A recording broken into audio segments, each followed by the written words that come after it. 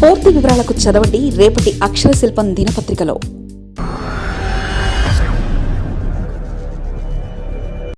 చంద్రబాబు అమరావతి భూసేకరణ land bank create చేస్తున్న బాబు అవసరాలకు మించి భూములు కొనిపెట్టి తొలినాలలో భూములు తీసుకోకపోతే కష్టమని ల్యాండ్ బ్యాంక్ వెనక భూసేకరణ వెనక చంద్రబాబు అమరావతి భూసేకరణ ప్రస్తుతం ఇదే జరుగుతుంది.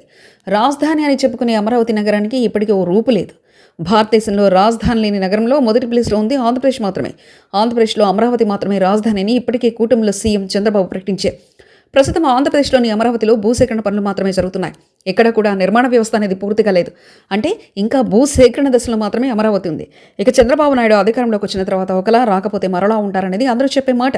ప్రస్తుతం రాజధాని అమరావతి విషయంలో చంద్రబాబు నాయుడు తీసుకుంటున్న నిర్ణయాల వెనుక అదృశ్య శక్తి ఏదో ఉందని అంటున్నారు. చంద్రబాబు నాయుడు ఇప్పటి నుంచి కాదు, సహజంగానే 1995 నుంచి ఆయన ప్రభుత్వ రంగ సంస్థలకు వ్యతిరేకం. ప్రైవేట్ సంస్థలతోనే వేగంగా అభివృద్ధి సాధ్యమవుతుందని నమ్ముతారు. అందుకే ఆయన అధికారంలోకి రాగానే నాడు ఉమ్మడి ఆంధ్రప్రదేశ్లో అనేక ప్రభుత్వ రంగ సంస్థలను మూసివేశారనేది మాజీ మంత్రి వడ్డే సోమనాథేశ్వరరావు వంటి వారు చెప్తున్నమాట. ఇందులో కొంత నిజమున్నా చంద్రబాబు ఆలోచన కూడా ఒక రకంగా కరెక్ట్ అనేవారు కూడా చాలా మంది ఉన్నారు. ప్రభుత్వ రంగంలో ఉండేవారు కష్టించి పనిచేయరని, అదే ప్రైవేట్ రంగంలో అయితే ఎక్కువగా కష్టపడడం కాకుండా సంపద సృష్టిలో వారు వేగంగా స్పందిస్తారని భావిస్తారు. అందులో ఏమాత్రం తప్పలేదు. అయితే రాజధాని అమరావతి విషయంలో చంద్రబాబు దురదృష్టితోనే భూములను తీసుకుంటున్నారంటున్నారు. ఎందుకంటే తొలినాలలో భూములు తీసుకోకపోతే రాజధాని అమరావతి అభివృద్ధి చెందిన తర్వాత అక్కడ భూముల ధరకు రెక్కలు వస్తాయి.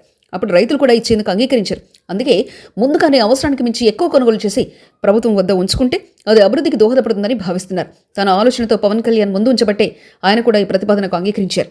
సరే, కూటమి ప్రభుత్వం అధికారంలో ఉంది కాబట్టి అందరూ ఆయన మాటలు వింటారు. అయితే భూసేకరణ విషయంలో 2 ఏళ్లు గడిచిపోయి అధికారం మొత్తం 2 ఏళ్ళు అయిపోయింది.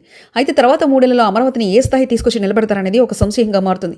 ఏ for Amaravati, B for Polavaram అంటున్న చంద్రబాబు నాయుడు అమరావతిని కనీసం 2028 లోపు ఓకే చేస్తే ఒక రాజధాని ఏపీకి ఉందని అనిపిస్తే అప్పుడు మరోసారి ఎన్నికలు వెళ్ళి అక్కడ గెలిచే అవకాశం ఉంటుంది.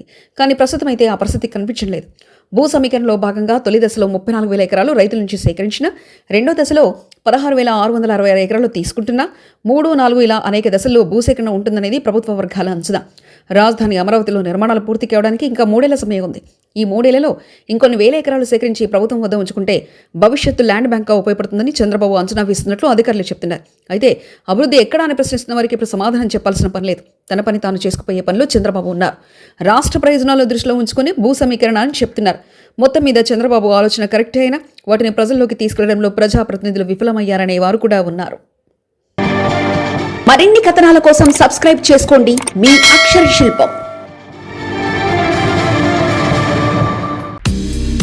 పూర్తి వివరాలకు చదవండి రేపటి అక్షర శిల్పం దినపత్రికలో.